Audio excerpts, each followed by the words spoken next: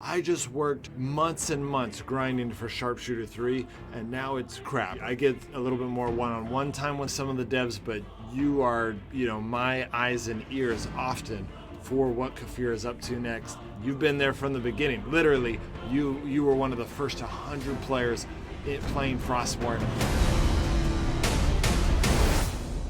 Hey guys, and welcome to Frostcast. I have been really excited about this episode because our guest speaker in this episode has been with me since really as long as I can remember. I actually don't even remember when he joined the research team because it was so long ago in Last Day on Earth. In fact, it was so long ago that when Kefir invited me to the secret project at the time, a year and a half ago, into Frostborn, he was already on the research team, and I asked, hey, can I bring, since it's a multiplayer, secret project, can I bring some of my research team members from Last Day on Earth over and to try out this new secret project? And they said yes, and so I was able to pick 3 people, and Abdullah was one of the originals. In fact, he is the only original left. Some of you will probably know him by ThatOneGuy on the Discord server, and he was one of my original teammates in Frostborn back when only 50 people played the game. And so, Abdullah, say hi. Hello everyone, what's up? So the topic of this Frostcast is going to be what is the future of Frostborn? I mean, you've been there since the beginning, since before even the closed beta. There's about 6 months of secret testing where we got to play around with it, just 50 to 100 people playing the game, and then they opened it up to 3% of the world, and you played it with me during that time as well. But now it's global. The whole world is available to it, and you know Kefir better than most anyone. What do you think? What do you think that what's going to happen with Frostborn? So that's the broad question. And so go ahead and just, I guess, answer the broad question first, and then maybe we'll get into some specifics as we go. Okay, I personally think this is their big project. I guess they've been working on this for a long time. Even before the closed testing, it seemed like they put a lot of effort in this. And now they're just bringing out more and more amazing updates. So I think this is their brand project. I think Last Day on Earth was a good game, but it had its limitations. And this project is what brings Kefir to the gaming world at the top. At the best of the best, competing with big companies like Supercell and others. Got it. Yeah. Now, you mentioned a couple things in there that some people might not even realize the richness of some of that, basically that paragraph you just shared. Some of the things that I immediately noticed was, you said, basically, were you referring to the technological limitations of the way they built Last Day on Earth? Yeah, it was supposed to be a single player game. They tried their best to make it multiplayer, but I guess the platform and everything was not suitable. I can say that because I've been in this industry. I know that if you don't start at the right place, then it's really hard to nail it. Got it. So And they had you played a yeah, lot of Last Day. I mean, you a were lot. Yeah, you were more advanced than me.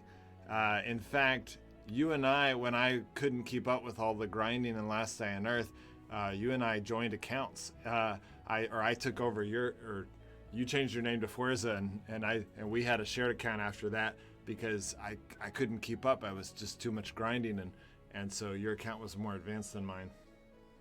yeah. I put a ton of time in that game. Really, I did a lot of everything basically. Part of that's why I even wanted to talk to you, because you know Kefir so well. And another thing that you mentioned that I thought, oh, this is really rich, is you said, oh, they're doing a lot of updates. And it was interesting because they did a really good update that kind of was like, oh man, this is amazing. And then they released global right after that amazing update, and then just a few weeks later, just 2 weeks ago, they added another update that had Helheim Rift, which was a really cool dynamic zone that It had a little bit more of the PvP we had asked for. It had a new ore, which allows us to build level 3 backpacks in a free-to-play way, which is something we've been asking for, and Instigator set, which there was already a way to get that free-to-play, but now it's even more accessible to free-to-play players. And then they added... The copper and maple, it's easier. We get Oh, more from that's that zone. right. That was another thing players were asking for. More maple and copper. They added that. What else did they add? They added an incredible inventory system where you can use any resources in your base to do anything in your base. I mean, we've seen some of that, like being able to craft anything using the resources in your base. But this is totally new. Being able to use your like workbenches, pull anything from your base. I was blown away by that change. So do you think that, my question is, do you think they're gonna start coming out with even more updates? I mean, we're already pretty excited about those 2 updates. Do you think that they're gonna do kind of what they did with Last Day on Earth, where every couple weeks or every month they're coming out with more good updates? Yeah, for sure they're gonna do that. I think they have a lot of stuff prepared, just like you had a theory for Last Day on Earth that they have content saved up but they're not releasing it. I think it applies here as well. They have a lot of stuff that they prepared and they're slowly rolling it out every couple of weeks. They bring a big update. You can't make such big changes so quickly. It's definitely prepared beforehand. So I think they Got have it. a lot of stuff up their sleeves, and eventually they are going to come out with more and more good content. Well, that has been my theory for a while. I think they have a bunch of stuff saved up. We'll see if they come out with basically, I mean, it's only been 2 weeks, so I doubt they'd have an update already. But again, if they've been saving stuff up, if they've been saving up content, then they might be coming out with a lot of updates here soon. And I'm really excited about that idea, because that's definitely how it was with Last Day on Earth. When Last Day on Earth was snowballing in crazy growth, they were coming out with updates every few weeks. And so if Frostborn does that, especially with these devs and the types of updates they've been releasing, this game is, in my opinion, just gonna explode. Yeah, for sure, it will explode. It's already exploding. You can see the downloads, the views, and everything are up. It's definitely going above, and it's going faster than I think it did for Last Day on Earth. Yeah, I don't know. I know that when Last Day on Earth released in May, by June, it just, relatively speaking, I would say Last Day on Earth exploded faster, just because no one had ever seen a game like that. It was a new concept, that's why. But in this, like comparing with other games similar to Last Day on Earth, this one is exploding the most, I think. Yeah, that makes sense.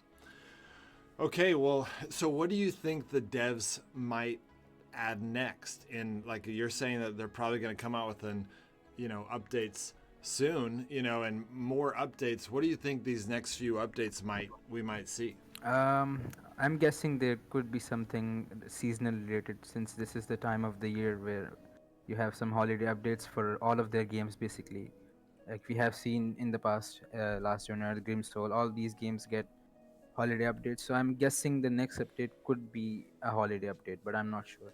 Yeah, And after that, probably they're gonna come out with some more, like, I guess, resource-based zones, because the last update got a good response from the community. So I'm guessing they're gonna add more of that, which they did in the last update, yeah. like new zones and new resources, probably.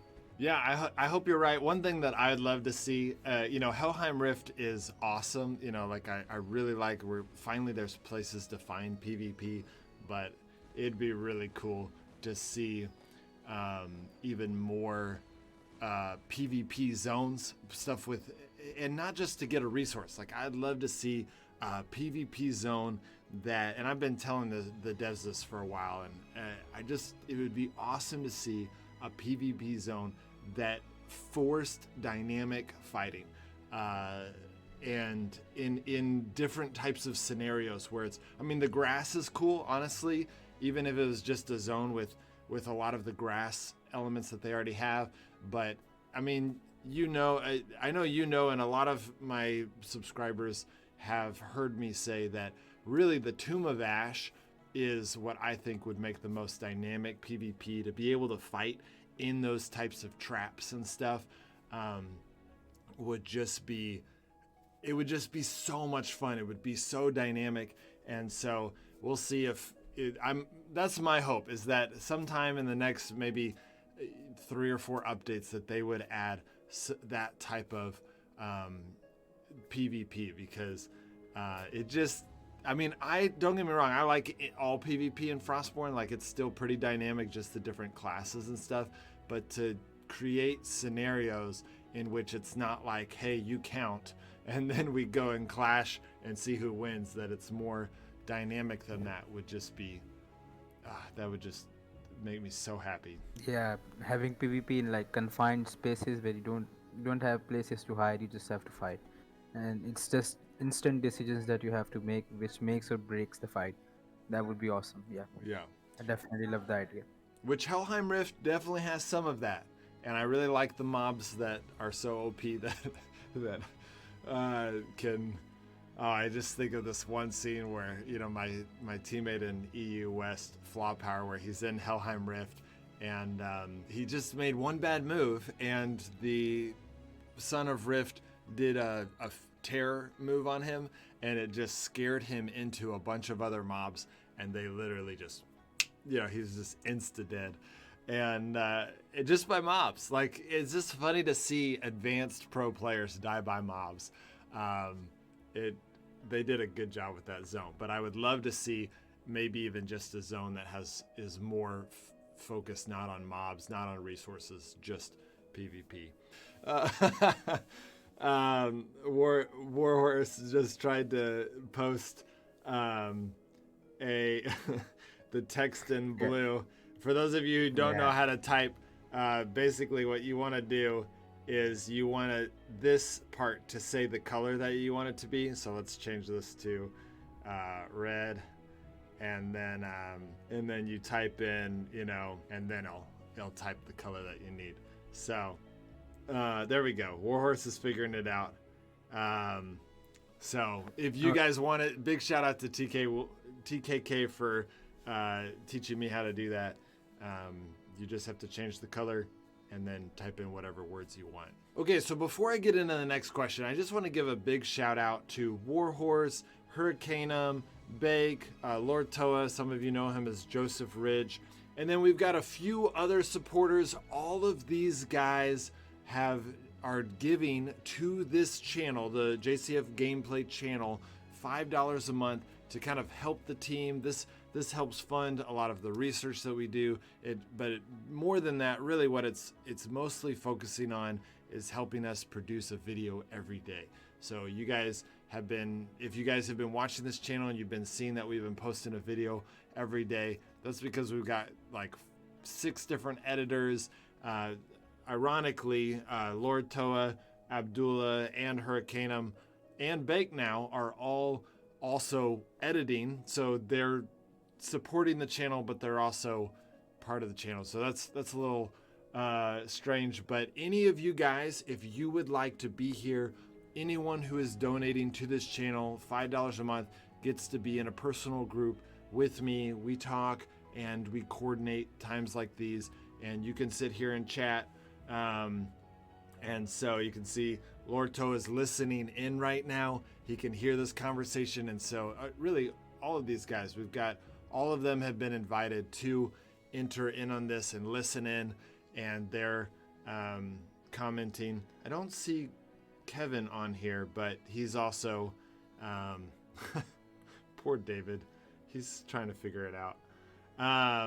Anyway, so you can see that they're listening in, and anyone who wants to participate in something like this, all you have to do is support us on Patreon, and we'll get you in on this group so that you can be part of these Frostcasts in the future. Okay, so my second question for you, Abdullah, is how are you feeling about the bugs of Frostborn? I mean, there are some pretty intense bugs. I know I was just recording an episode with my wife the other day and my brother-in-law the day before, where we went into the pendant cache rooms to get our loot after doing Odin's, and we were spawned outside of the cache and we couldn't get our loot. And it was just like, I mean, to see my wife's face when I was like, yeah, all of the work that we just did we can't get any of that loot, it was like, this is so frustrating. And I would have expected them to fix it sooner, but it seems like they've let it go almost a week now, and they haven't fixed it yet. What is your opinion on that, and what do you think? Do you think the devs are making a big mistake by not rushing those fixes? No, definitely they should rush these fixes. This specific bug that you just talked about, this one is the worst because you put so much effort into Odins and you don't even get anything. And this is happening to a ton of players. I've seen multiple reports. I've also been a mod in the Frostborn server, so I get all these reports in my DMs, and everybody is reporting this.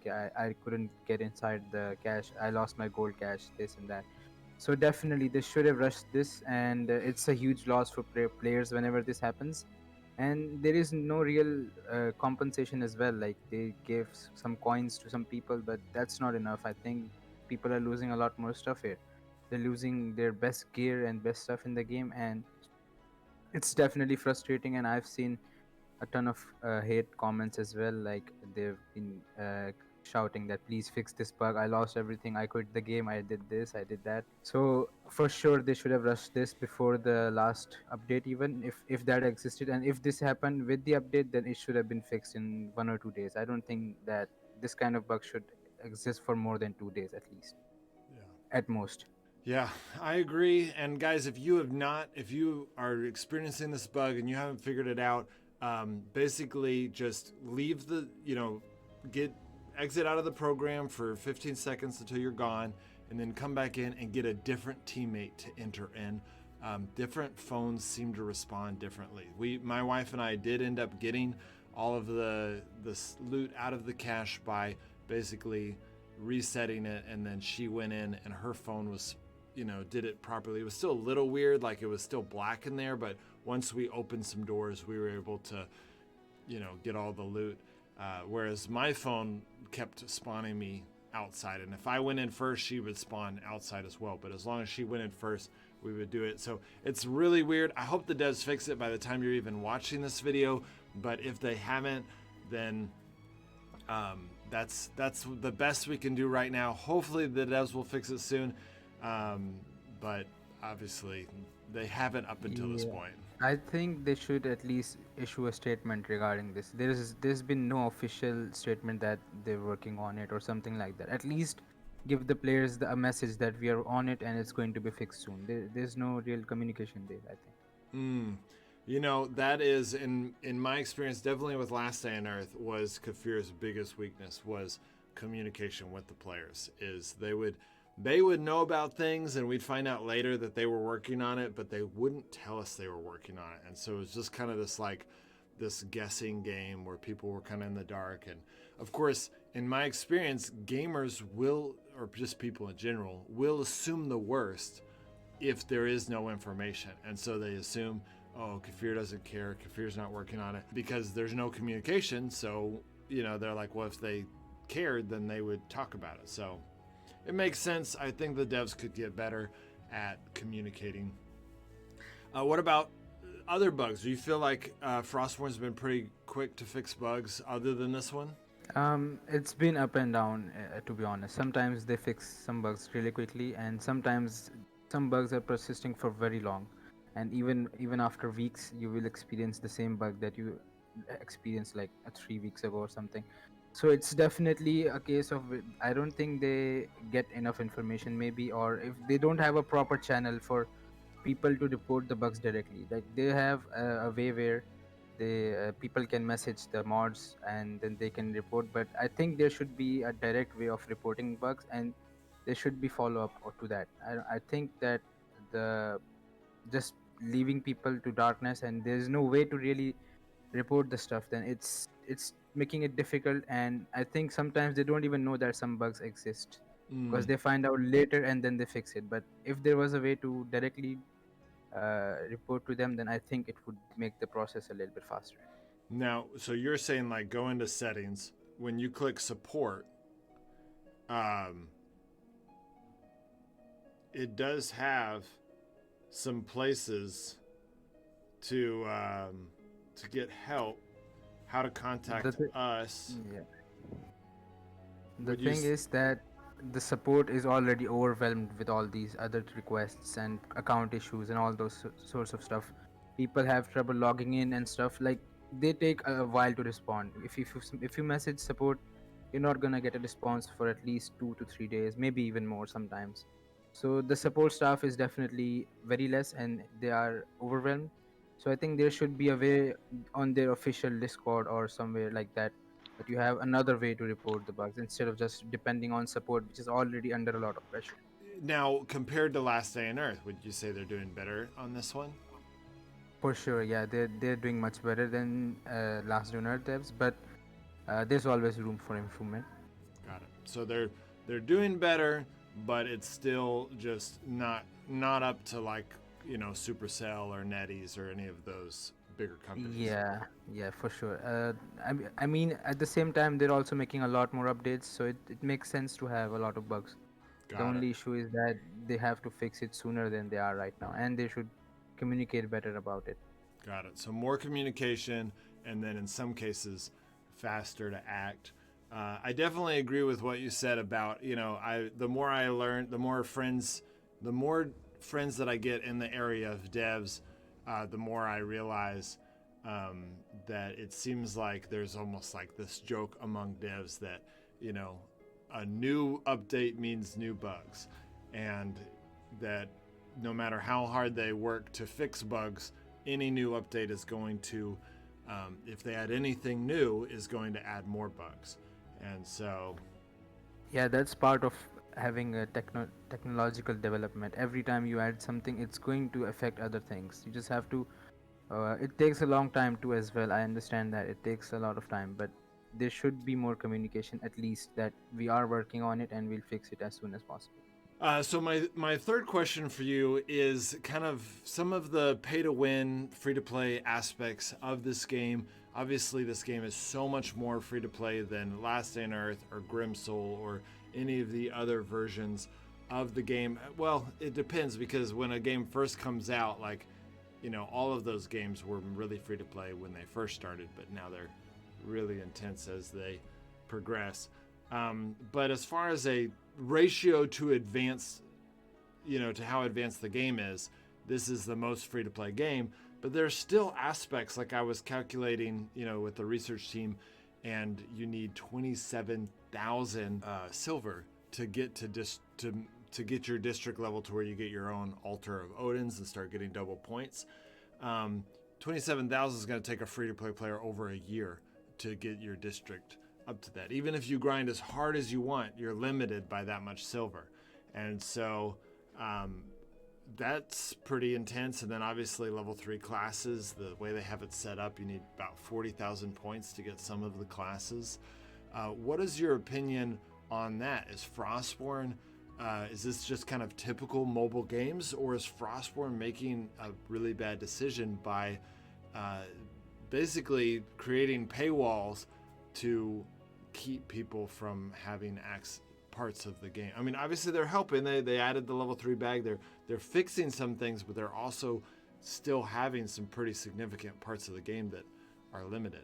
Yeah, for sure. I was editing the video the other day and I saw the numbers and it blew my mind. The numbers you just referred to, the 27,000 silver. Mm-hmm. I was thinking to myself, if I was playing the game and I was thinking if I purchase 3,000 silver, I could progress a long way. But after seeing those numbers, I don't think I'm going to purchase anything because the grind and the paywall is so intense that even purchasing 3,000 is only putting you 1/10 of the way if you think about it. Yeah. So I'm definitely discouraged by seeing those numbers, and those are some really intense numbers. It's not typical of mobile games. I think that there's definitely other games as well that do stuff like this, but it only depends on how much they help the free to play players. At least give them some incentives, ease it up a little bit. Maybe the numbers should go down a little bit, or if they add new updates, then those updates should indirectly fix some of these issues, like the silver, for example. And I saw a video of yours. I think it was a Frostcast episode as well, where you mentioned that you can use silver in place of trading. Like if you trade with stuff, you get silver. Then the issues will be fixed for the free to play players. And I think something like that must be implemented if they are to make the game a little bit more friendly to free to play players, because at the moment getting to the 188 levels of district levels, it's really impossible, and I don't think any free to play person can do that for a while. I think it's going to take even more than a year if you don't, like, nobody has time to grind that much. You Yeah. just mentioned that you have to grind crazily to get it in 1 year. So if you play casually, imagine how much time it Well, takes to you. uh, there is an element to where the 27,000, basically, it's not crazy grind. There's just only two things you can do. You can do your quests and you can do your taxes, and that's what you're limited Yeah, but to. the other things like the copper, for example, 280 bars of copper, it's intense. Like getting just 20 bars of copper is a grind for people who are not paying the game, Yeah. not playing the game regularly and not paying money. Yes. So So there. getting 300 is Yeah. just insane. So there's two things going on. When people are watching that video, which came out when they're watching this basically this morning, when people are seeing it, they'll see two things. There's the crazy grind for the resources, which would discourage, I think, anyone from doing it, or a lot of people from doing it.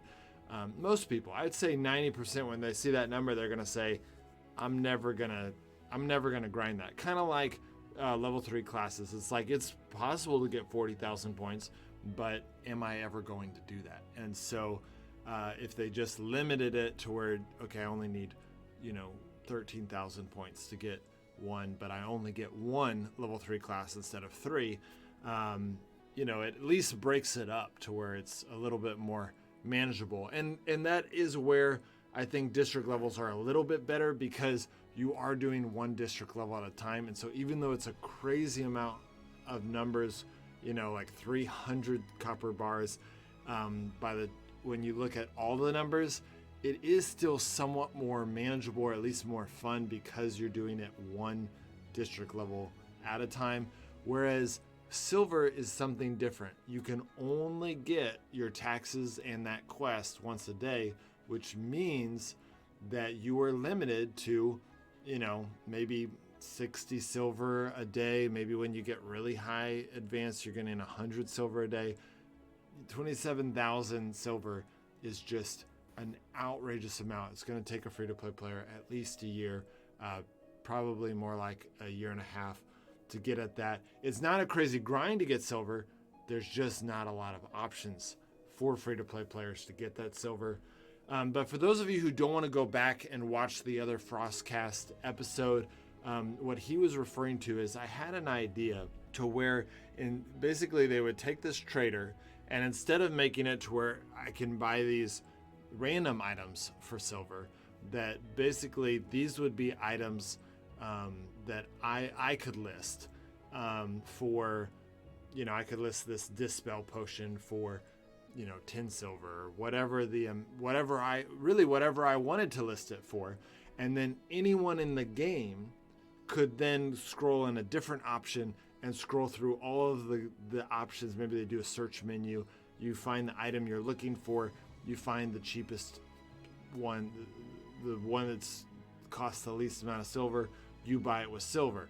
That would make it to where a pay-to-win person could just buy as much silver as they want. They buy 3,000 silver, and then they could go and buy resources from anyone in the game through this market. And by upgrading your district, you would get access to more slots. Maybe you would buy things in the popular district, but you would sell things in your own district. The point is that what that does, and I learned this from playing Eve Echoes, is by setting it up to where there's a currency that you have to pay for, so you can only get it by paying, but anyone, like free-to-play players, can sell any item in the game for that currency. What it creates is it makes it to where pay-to-win players are sponsoring free-to-play players, and that really helps. That's going to help the game progress, because it's going to make it to where pay-to-win players are still going to advance, and so everyone wins. The pay-to-win players get stuff that they don't have to grind for just spending money. Kefir makes money because people are buying tons of silver. The pay-to-win players are buying silver. And then the free-to-play players win because they are able to get silver by going and grinding in the game. I did Odin's. I sold all of my purple stuff for silver because I just wanted to get a bunch of silver so I can upgrade my district or do whatever I want. So it really makes all three of the groups win, and I hope Kefir listens to it, and that's what Abdullah was referring to. So yeah, silver is definitely a problem. I always knew it was a little bit of a problem, but once I saw those numbers of that 27,000 silver you need to be able to get to, where you can build your own altar, I thought, okay, this is so broken. This is so messed up. So thanks, Abdullah, for kind of bringing that to light. What about some of the other aspects of the game? You're mostly talking about districts. What are your opinion on the classes? No, I also agree on your opinion on the classes, where you said that they should separate it for each class and it should not depend on another class, because it just scales the grind too much. Like if you want to go for a specific class, you're forced to go for something else. So you have to grind extra to get something that you could have otherwise gotten by like grinding less, and maybe you'll be a little bit more excited about that. But if you're forced to get like 3 classes before you have to get a level 3 class or a level 2 class, then it just makes the game feel like a job more than entertainment. Like it's just forcing you to do something that you don't want to do. You don't even want to use that class. Why would you have to unlock it before you get something that you want to use? And at the same time, the mastery points, it's a lot of grind. Definitely, you have to put so many things in there before you get even a level 2 class. And I started to upgrade my classes, but I did not have enough time to play the game so much, so I just gave up on that. I just got some level 1 classes, a couple, maybe one or two level 2 classes, and I just gave up at that point. I don't want to grind more. So I think it's the same for a lot of people who don't have enough time. Even the people who grind a lot, it's just not fair that you have to depend on something else before you get what you want. Totally. It's just not fair, in my opinion. Yeah, totally. Okay. Anything else besides classes and district levels? Those are the two that I'm kind of like, oh, these are now that they fixed the level 3 backpack, I'm like, okay, now I only care about the classes and the district levels. Can you think of anything else that you feel like is really just pay to win? Before this last update, the rating was still a little bit disturbing because 3 pay to win players could just destroy you and just take everything you own, and it has happened to a lot of people. I know that there are ways that you can protect your stuff, but the fact that a person that's paying money can walk over you and you can't do anything. Like you can save some stuff, but how much can you save? You can save, I guess you can save a lot of stuff, but at the same time they'll still destroy your walls and everything, and you have to build that stuff back up. So it is a little bit of unfair that someone that who pays can just walk over you or your base. But I think it's better now than it was before. Like now only one team is matched with you, so it's definitely better. But I guess that's also one of the few places where they could improve. Got it. Yeah, I think a lot of players agree with you. A lot of players. I personally really like the way they have it set up. Basically, they make it because the rating pack is so cheap. It's only 50 gold for a ton of hatchets, a ton of lockpicks, and lockpicks are so expensive. Level 2 lockpicks cost copper. Basically, what they did is they said, hey, the rating is a pay-to-win aspect of the game. But I actually like that because they have kept the defender's advantage in combat. So what it creates, in my opinion, and I realize this is an idealist opinion, and there's a lot of, and my wife and I got totally trashed by one pay-to-win guy took on me and my wife, which was really disturbing or really frustrating, but it was due to our bad playing. But one of the things that I like about it is what it does is it makes it to where pay-to-win players are more likely to be the raiders, and free-to-play players are more the ones to be the defenders, giving free-to-play players more of an advantage. And so if they win, which they're more likely to win because of if they use their doors and everything correctly, then they get the kill, and then they get to take all of that pay to win stuff, which is usually, really good stuff because they paid for it, and then they get to keep it. And it allows them to have to use that advantage, and then and the pay to win player doesn't care as much about losing it because they paid for it. It's not as precious to them. And so giving an advantage to the free to play players to take the stuff of the pay to win players, which then causes them to go buy more stuff, which helps Kefir. I'm like, personally, I like the rating system. I think they could make some more tweaks. And like you said, the biggest tweak that they already made is not making it to where people gang up on people, because that was really disturbing to go 12 versus 4. Really good teams would just decimate because they were already good teams, but then it's, they doubled or tripled up against them. So I definitely agree with you that the change they already made was a really good one. I'm probably not, even though I know a lot of players agree with you about the rating system, I don't know if I think I have a minority opinion that I kind of like the way they have it set up. It's kind of bittersweet. Like sometimes if you look at it, it seems like it's balanced, but sometimes when you just get destroyed, then you just get frustrated, and then you're like, no, this is unfair. So it's definitely a case of sweet and sour. Okay, so my last question for you kind of covers the future of Frostborn. I mean, you and I were part of all of Last Day on Earth stuff. We saw it explode. We were part of it exploding. My channel was born from it exploding. This channel was born from Last Day on Earth. It was just kind of like everything that JCF, like all the origins of JCF and the research team was all based on Last Day on Earth. And it was exploding. And then all of a sudden, like November of 2017 or something like that, it was like a change of management or a change of vision, and they were like, we're just going to sustain this growth. We find out later that Frostborn was coming, and that, we were thinking, it was a technology thing. But it does make, I think some players have expressed a concern, was Frostborn just going to, once it explodes, is Kefir going to abandon it like they abandoned Last Day on Earth and go do, something else? What is your thought? Yeah, definitely. The way they've been doing things, they make a lot of games that are unfinished, and then they start even more projects. You can look at some of the other games they've done: Westland Survival, Grimsoul Survival.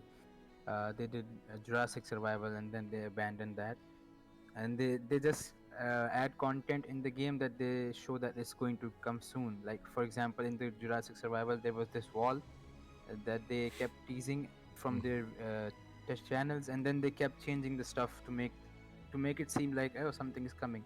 But it took them more than a year to even release something at that level, and that also did not come properly. They just changed everything instead of showing what's behind the wall. So they've definitely done stuff in the past that shows that they just start something but they are unable to finish it. So if that's what they keep doing, then it's not gonna be good for this game or for any of the other games, because it causes for them to have a popularity that they can't finish the games. They start something but they don't finish it, and then they move on to something else. Now that brings me to two more questions.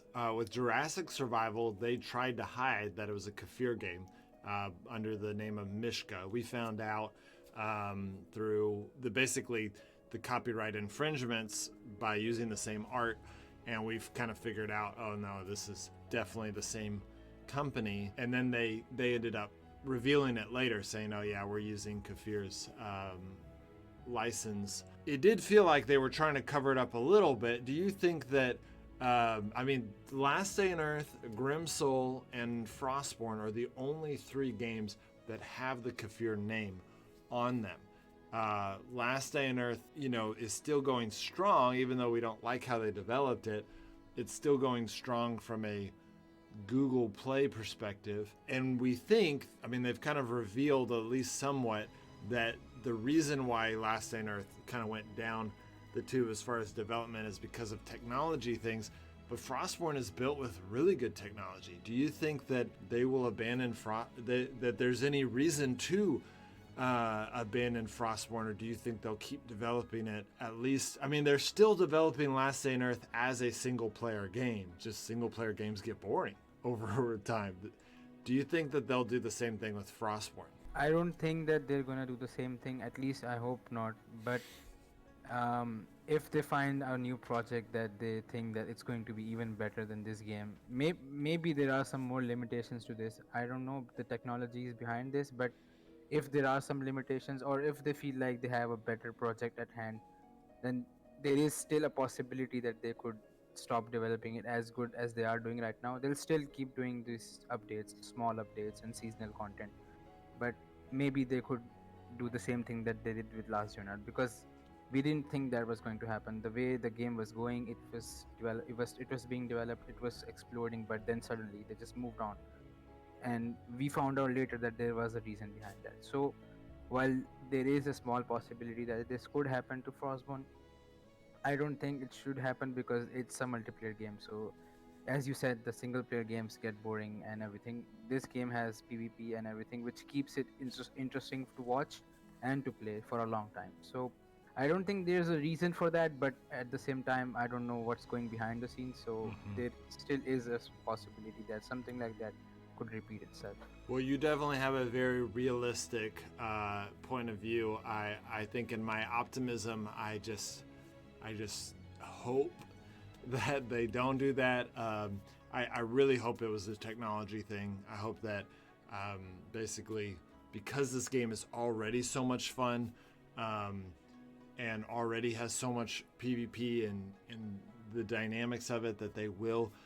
Honestly, if they even just developed this game as much as they developed Last Day on Earth, you know how like you were talking about them doing those updates. If you're right and they're doing updates every couple weeks with Frostborn, then honestly, just 3 months of that, of what they did with Last Day on Earth, will make this game, in my opinion, the best game on Google Play. And if they make it the best game on Google Play, then yes, technically, I'm sure there could be a technology that outdates it, but this game already is starting to feel a little bit more like it could actually become timeless. They would need to add some like tournament ranking system, or first some legitimate PvP zones. I don't think Helheim Rift is quite there. It's good, but it's not quite a legitimate PvP zone. So they'd have to add that, and then they'd have to add some kind of tournament system to where teams could vie for, the number one place. But if they did that, I think they might be able to make this game a timeless game. And then if all they did was do seasons, we would hate it, but at the same time, as long as they didn't destroy any of the content we had, it would be timeless. We would, if we were tired of playing it, we would stop, we would hide all of our stuff and just log off, not play the game for a couple months, and then come back when we felt like doing that, whatever the PvP event. I've talked about doing like a capture the flag or a zone defense. I think that Frostborn maybe has different plans because they don't seem to like that idea. But it'd be even better if they came up with their own unique aspect.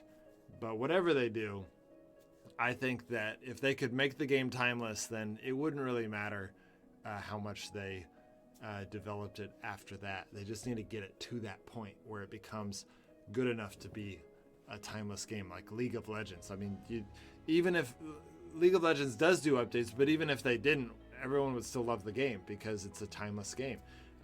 It's always fun. They just need to do balance tweaks. That's it.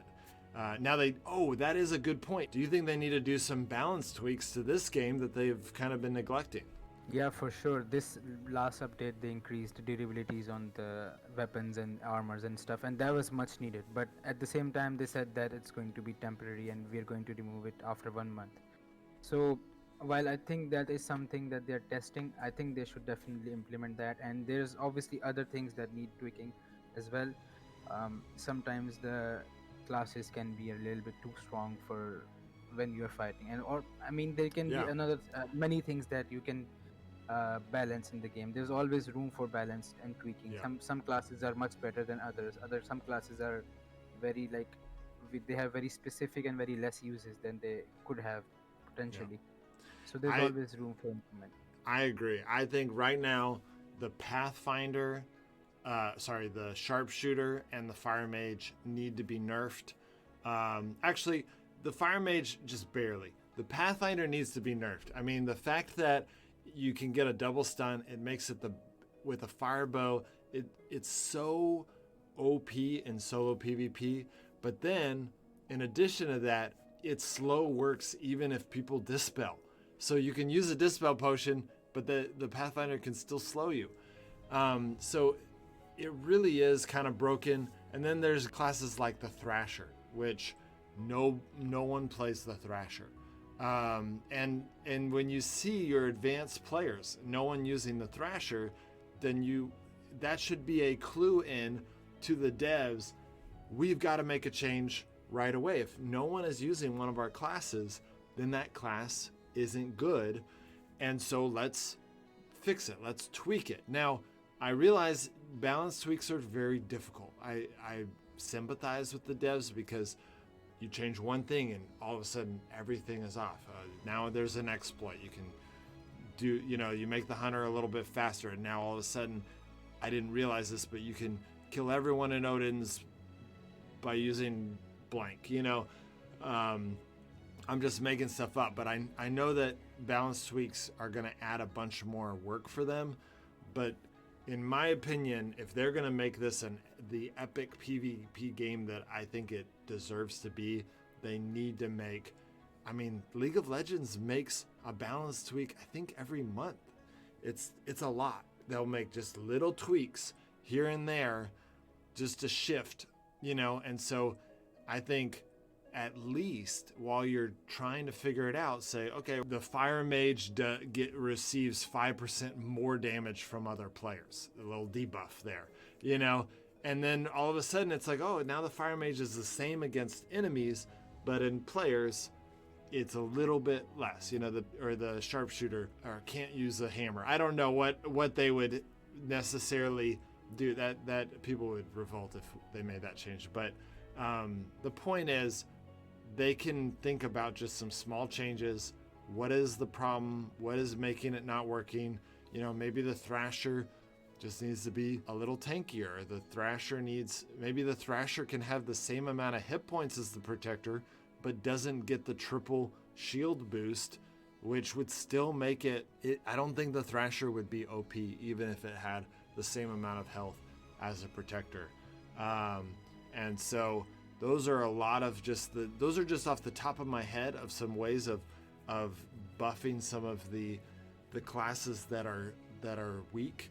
And I just think, in my opinion, if this game is going to become a timeless game, they need to develop a culture of making balance tweaks often, because as people learn how to shift things and manipulate things, they need to also shift, and maybe it's good for them to wait until a PvP zone comes out, because maybe there's things we're missing because we're not seeing, oh wow, the hunter's actually so much better than we thought because of blank, or the Thrasher is going to be really epic in a PvP zone because of whatever. I don't know. I just think unless they know something we don't know, it just feels like they need to fix these classes, or at least communicate. Like you were saying earlier, work on their communication. If they could work on it to just be like, hey, we understand this is this, don't worry. That wouldn't go so far. We'd be like, okay, they got some kind of plan, Yeah. I definitely agree that balancing is a very difficult thing. Like, there's a ton of interactions that you have to look at before you make a decision. You have to see all the possibilities that class or that whatever spell could have.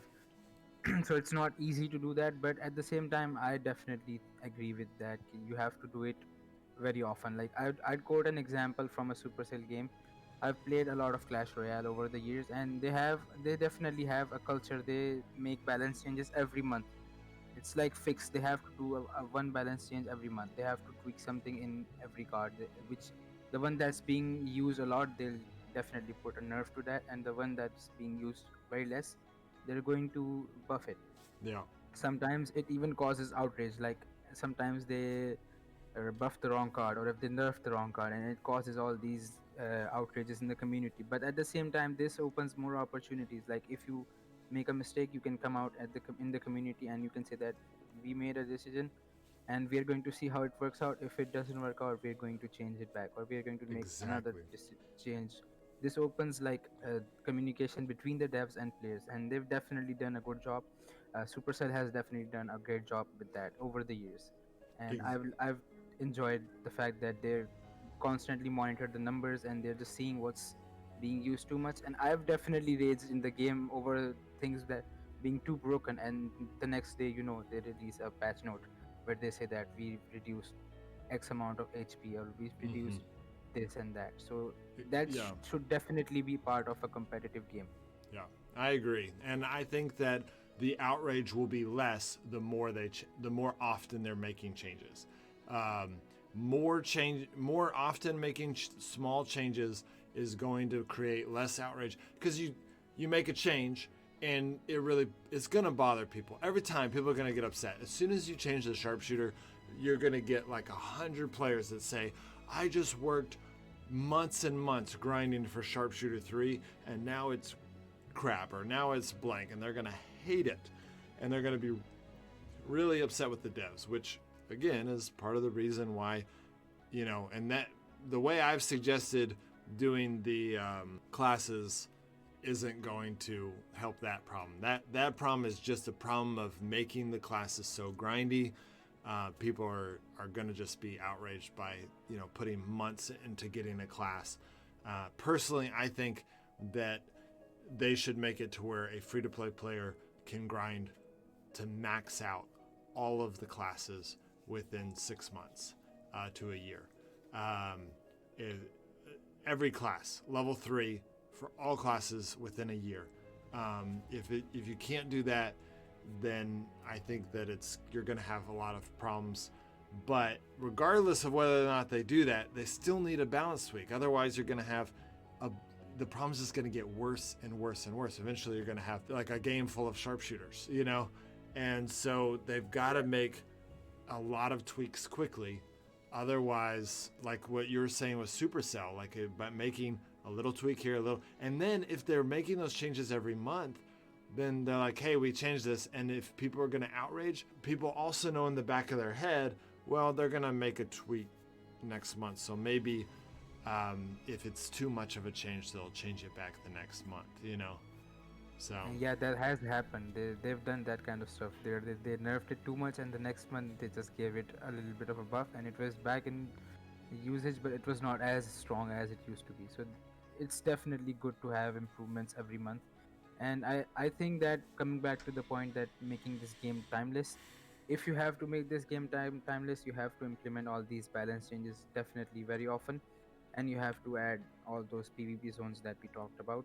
Because there's a lot of games that I've seen, they're complete. You don't need to add more content. You just add a bunch of skins and stuff, and people are still paying to get those things, and they're enjoying the game because the PvP is balanced. Every card or every gun is balanced, and then every weapon is balanced, and there's like a diversity of people using this, for example, which is not exactly the best thing in the game, but it's viable. That's the thing. There should be diversity. If you are using something that's not the best, you should still be able to do decent with that. It should not be broken. Some of the classes, as you mentioned, are broken, and some are really really weak. So the the balance is definitely necessary to make this game timeless. well, thanks, Abdullah, for joining. It is, an honor. It's been an honor working with you for the last, I don't know, 2 years. It's been a while. And yeah, it's been an honor working with you. And you know a lot about Kefir. In fact, you read more of their news. You interact with more of the devs than I do. I get a little bit more one-on-one time with them, with some of the devs, but you are my eyes and ears often for what Kefir is up to next. And it has just been such a pleasure working with you. And I'm excited that everyone gets to hear your voice and hear your opinions, because you've been there from the beginning. Literally, you were one of the first 100 players playing Frostborn. And so it is an honor to be able to talk to you in this Frostcast. Yeah, definitely. It's a pleasure to work with you. Thank you for having me on Frostcast. Well, guys, that is Abdullah, and he just did a fantastic job. This guy knows what he's talking about. He has been years working with Kefir with me, so everything he said is definitely worth listening to. All right, guys, I'll see you next time.